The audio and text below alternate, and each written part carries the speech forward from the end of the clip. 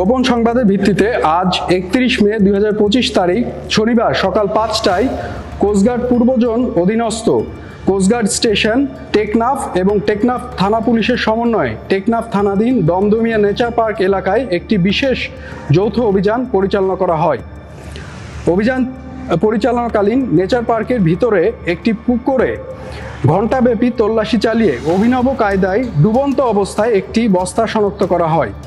পরবর্তীতে উক্ত বস্তাটি উদ্ধার করে তল্লাশি চালিয়ে বস্তা হতে 10টি হ্যান্ড গ্রেনেডের ডেটোনেটর, পুকুর পাড়ে বিক্ষিপ্ত অবস্থায় পড়ে থাকা 27 রাউন্ড রাইফেলের গোলা, 2 রাউন্ড পিস্তলের গোলা এবং 2 লিটার দেশীয় বাংলা মদ জব্দ করা হয়।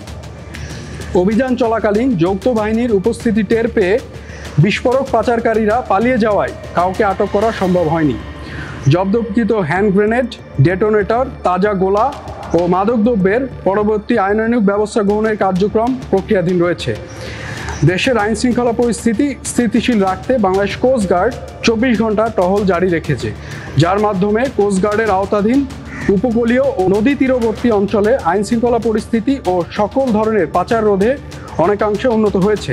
অবৈধ বিস্ফোরক ও মাদকদ্রব্য পাচার রোধকল্পে বাংলাদেশ কোস্টগার্ড কর্তৃক ভবিষ্যতেও এ ধরনের অভিযান অব্যাহত থাকবে।